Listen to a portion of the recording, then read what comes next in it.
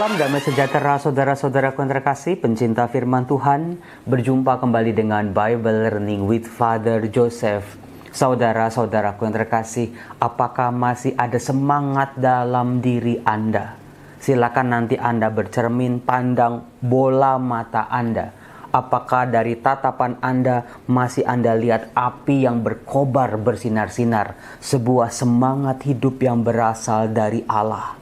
Roh Allah sendirilah yang menjadi bensin bagi kehidupan kita, membakar semangat kita setiap hari.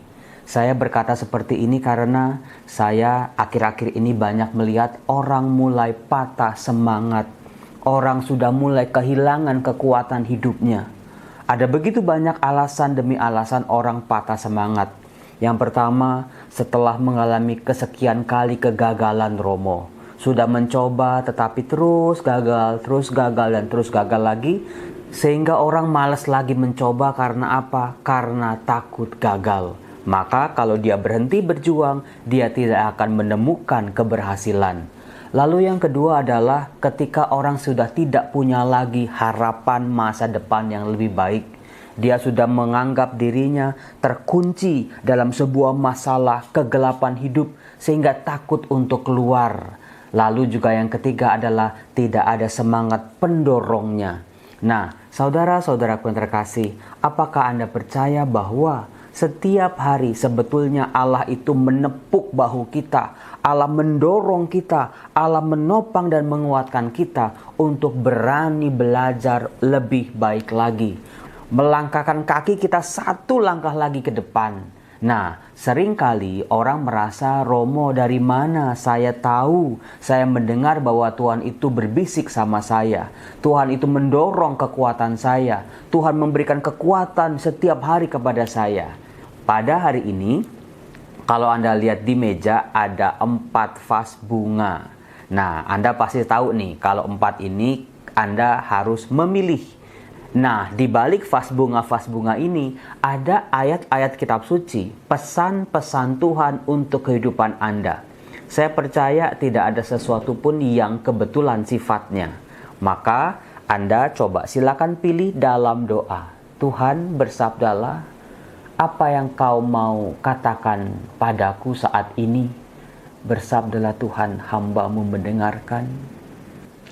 Baik. Anda sudah lihat-lihat, Anda sudah lirik-lirik, ada macam-macam vas bunga, saya pilihkan yang berbeda-beda.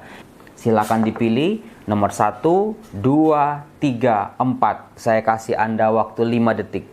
Silakan Anda memilih sesuai dengan gerak batin apa. Suara hati Anda memilih yang mana. Di balik vas-vas ini ada pesan-pesan Tuhan untuk Anda. Sudah? Oke, silakan tulis di kolom komen. Ayo, silakan tulis di kolom komen. Jangan lupa kalau baca komen-komen teman-teman juga boleh di like kok. Videonya di like, komen-komen teman-teman di like, dan juga dikomentari. Saling dikomentari juga nggak apa-apa. YouTube-nya malah seneng. Mari kita buka saudaraku, yang mana dulu? Oke, nomor 1. Nomor 1, siapa yang pilih nomor 1? Simak baik-baik. Di situ ada Roma bab 8 ayat 28.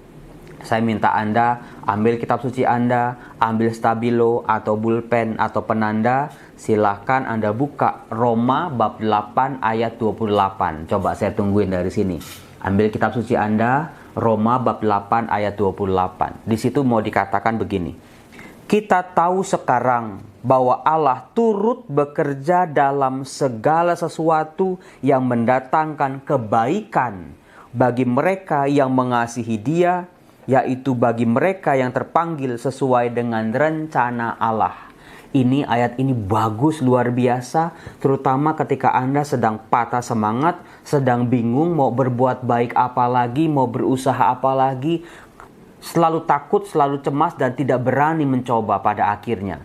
Karena tadi di situ kita mendengar, kita tahu sekarang Allah turut bekerja dalam segala sesuatu yang mendatangkan kebaikan.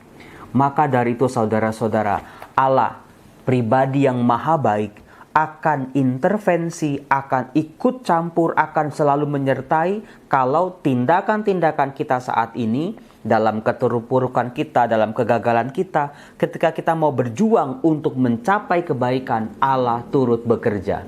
Itu pesan yang luar biasa. Saya yakin Anda cari nafkah, Anda cari duit, Anda banting tulang, Anda berusaha cari pekerjaan, Anda berusaha untuk menghidupi keluarga Anda. Saya yakin itu semua untuk kebaikan, bukan? Maka percayalah, kalau kita melakukan yang baik, dari melek mata pagi-pagi buta sampai nanti larut malam, Anda bekerja, Anda berusaha, karena untuk memperjuangkan kebaikan, untuk diri Anda, untuk anak-anak Anda, untuk keluarga Anda, Allah pasti turut bekerja. Percayalah itu, Anda tidak pernah sendirian. Ada Tuhan yang selalu menyertai, Tuhan yang berpihak pada Anda. Maka dari itu jangan pernah berhenti berbuat baik dan juga memperjuangkan kebaikan. Keren bukan? Nah, sekarang kita buka fase yang nomor 2. Siapa yang tadi pilih nomor 2? Eng, kira-kira ada pesan apa dari Tuhan untuk Anda? Di situ ada tertulis dari Yeremia bab 29 ayat 11. Ini ayatnya juga bagus banget. Yeremia bab 29 ayat 11. Silakan Anda buka-buka kitab suci Anda.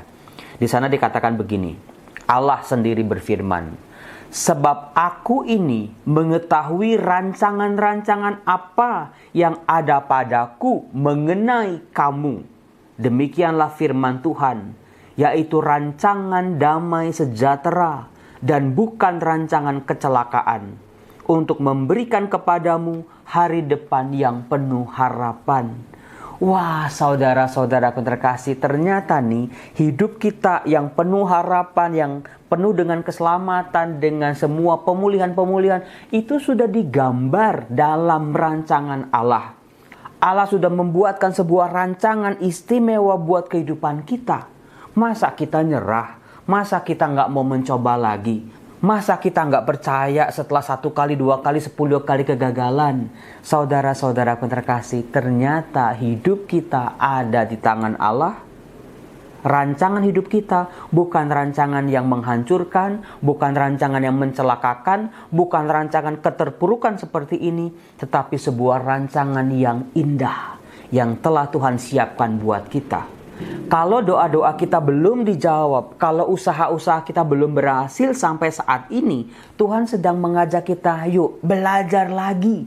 Masih ada tahapan-tahapan yang harus kamu tempuh.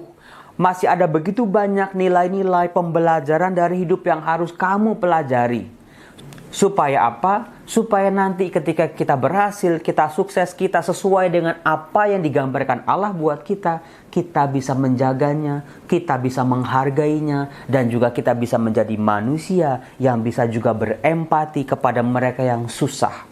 Sebab saudara-saudara, segala sesuatu yang mudah, segala sesuatu yang instan, mudah dicapai, keberhasilan, kekayaan, kemuliaan, dan lain sebagainya, akan cepat hilang. Karena apa? Karena kita merasa bukan hasil dari perjuangan kita. Segala sesuatu itu dengan mudah lepas dari tangan kita.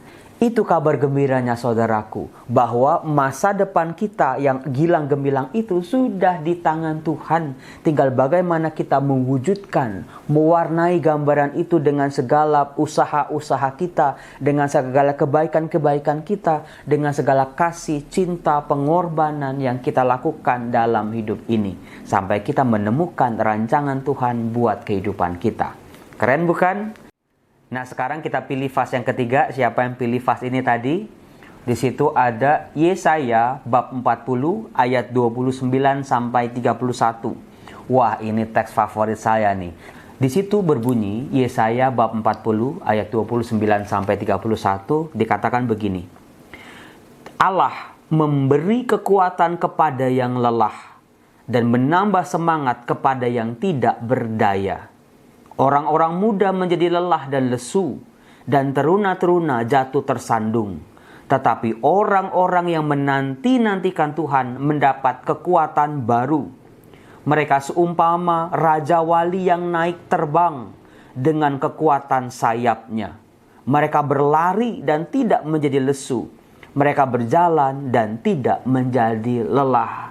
Wah, ini cocok banget orang yang sedang capek dengan kehidupannya, capek dengan nasibnya, capek dengan kegagalan demi kegagalan yang mereka sudah hadapi dalam kehidupan mereka. Udah capek Romo, udah lelah Romo. Sekarang saya melihat di sini banyak orang-orang muda juga ikut-ikutan capek. Kalau yang sudah umur 70, 80, ribut capek, oke lah, fisiknya memang tidak mendukung. Tetapi yang muda-muda, jangan sampai Anda dalam kemudaan Anda, semangat Anda menjadi lesu hanya karena Anda pernah gagal dalam kehidupan. Karena di sini dikatakan Allah sendiri yang memberikan kekuatan, memberikan semangat kepada mereka yang lelah dan tidak berdaya. Saudara-saudaraku yang terkasih, kalau setiap hari kita buka firman Tuhan, ada ayat seperti ini, kita diberi kekuatan untuk semangat lagi dalam mencari nafkah, dalam berjuang, dalam berkorban, dalam aneka macam pelayanan-pelayanan kita.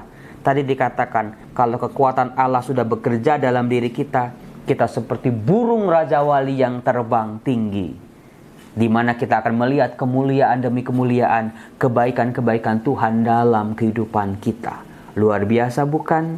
Ayat ini memang keren banget. Nah, sekarang kita buka fase yang keempat. Siapa yang tadi yang pilih ini? Ini, wah, gak jauh-jauh dari yang pertama.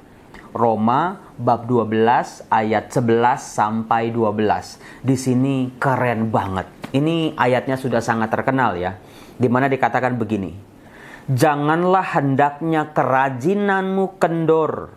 Biarlah rohmu menyala-nyala dan layanilah Tuhan. Bersukacitalah dalam pengharapan, sabarlah dalam kesesakan, dan bertekunlah dalam doa. Keren bukan saudara-saudara? Jangan sampai kerajinan kita kendor oleh kemalasan, oleh kegagalan atau keputusasaan. Tetapi biarlah roh Tuhan sendiri bernyala-nyala dalam diri kita. Nah, supaya semangat itu tetap berkobar, ada jurusnya. 1. Bersukacita dalam pengharapan.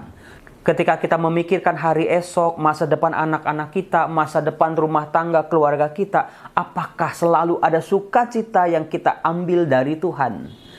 Jangan sampai kita murung dan juga gelap masa depan kita. Lalu yang kedua, sabarlah dalam kesesakan. Banyak orang saat ini yang mengalami kesesakan, bukan cuma diri Anda. Kita diajak, diminta untuk bersabar, ikuti proses Tuhan, belajar dari segala kegagalan, dari segala kesesakan dalam kehidupan kita, supaya kita tambah pintar lagi. Lalu yang ketiga ini, penting banget, yaitu bertekunlah dalam doa. Seringkali orang udah putus asa, sudah hilang harapan, malas berdoa. Justru itu yang salah saudara-saudara. Keren bukan pesan kitab suci untuk Anda yang saat ini mungkin sedang patah semangat, yang hilang harapan. Kalau Anda punya sahabat, teman, keluarga yang sedang putus asa, hilang harapan, silakan di-share video ini kepada mereka. Supaya mereka juga mengalami situasi pemulihan demi pemulihan terjadi mulai hari ini. Salam damai sejahtera, Tuhan Yesus memberkati. Salam.